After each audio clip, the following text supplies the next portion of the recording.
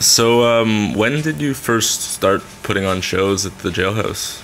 From the beginning? It was before the Jailhouse. Yeah. Because it used to be called Bar Terrasse. Had that kind of simple little name. It was this guy named Jacques. I can't remember his last name. He was a big, burly, red-haired lumberjack sort of guy, and he ran the bar. He was very efficient with it, and he had done a lot of little shows in there, a lot of local bands, mostly a lot of metal type stuff like Groovy Aardvark and even Grimskunk and some other bands back then that were popular in the late 80s. And then in around 93, I started to do a couple shows there. Under the name Greendland? No. Oh, okay. It was even before Greenland. Just before Greenland. We, let's see, it was, I could work there, I could do bar, I was a bartender, and I could do the shows. So it was a lot of, was fun and very engaging. I remember doing a band from Holland, The X and Dirty 3 there. I remember a few West Coast bands. I'm trying to remember who they were. A lot of touring, right. A lot of touring things that we would do there, and always local artists as support. And then I'm not sure when they changed the name to Jailhouse, but I think it was right around then. And we did. Greenland started doing. Greenland was formed in the fall, later in the year of '93. And we started doing quite a few shows there at the small level, 200 or so capacity. Right. Archers of Love, and a lot of old indie bands. Right. And as I've been getting into this project, I've heard that were definitely some wild nights at the Jailhouse. Things that don't normally happen at the venues that we're promoting nowadays. Do you have any particularly memorable evenings there? Really, I'm not a... I just remember a lot of really good shows, and it never used to sound too good, so... Yeah, I've heard about the sound. Always, it was kind of a frustrating place to do things in, because we were always trying to... there were those terrazzo floors. Right, with carpets, apparently, in the Castelli days. Yeah, eventually, I think you put down a carpet at the back. But back then, it was this terrazzo floor. It was very hard furniture. It was a little bit of a long, kind of cavernous room. Right. And I remember that we always were not 100% satisfied with it, and always trying to... Make it a bit better. Make it better. But we were always working with the people who were managing it at the time, and it was but it was good. There were just great artists coming through town, and they had to play somewhere. So. And you think in terms of it closed down in 2001, and then as a promoter, what do you think replaced it, or do you think anything replaced it? I would say most of the stuff. Casa. Yeah. And eventually all the other little venues. But I've heard people use the word like rock and roll to describe that place. Exactly. And it seemed as go ahead. It's definitely from an older day where the club scene was much less. There were just these. It used to be a lot more about you do a show in any place you could do a show, because there were so few spaces to do shows and so few live venues. And it was kind of a holdover from a kind of 70s rock bar. Which does definitely not exist in this city anymore. I don't know. Maybe downstairs. I don't know. I think a place like on, is it Beaubien or? Oh, Brasserie Beaubien. Not the Brasserie Beaubien. Oh, the other one, like bunker. Yeah, the bunkery one. Yeah, it was that kind of it. Right. It's still there. Right. Or... some places maybe in East End, or I don't know if there's anything like that in, places like,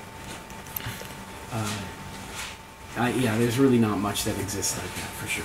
And I know you're a pretty humble guy, but going through the posters, there's a fair amount of bands who played that room, and I'm sure other rooms that you booked in that era that are doing quite well these days. Do you have any are there any artists from that era that you're particularly proud of, kind of having worked with all the way from then to the Bell Center at this point? Well, artists like Feist or Cat Power. Yeah, Feist played the Jailhouse? Yes. Very early on. Yeah. Before any of her on her simple little indie record, just after she moved from Calgary to Toronto. The early stuff that we did, it's a lot of it that didn't go on to do that much, but we had a number of shows, successful, that we did over time that were really good in there. Even a lot of Canadian bands played there, like Moist played their first show there. And it of course sounded awful, but they went on to do good things. And everybody talks about the Nickelback show, which is not my cup of tea, but they went on to do very well. My favorite shows were things like I would say it would be more like, there's a really good Joseph Arthur show. Mm-hmm. There were some, fun punk rock shows with Bomb Turks. That were just, wild. Yeah, glasses breaking and kind of more old school rock and roll parties. And it seems lastly like I kind of started hanging out in that area around like 2005, 2006, and it seems like that venue on that corner could not exist right now because that corner is so different.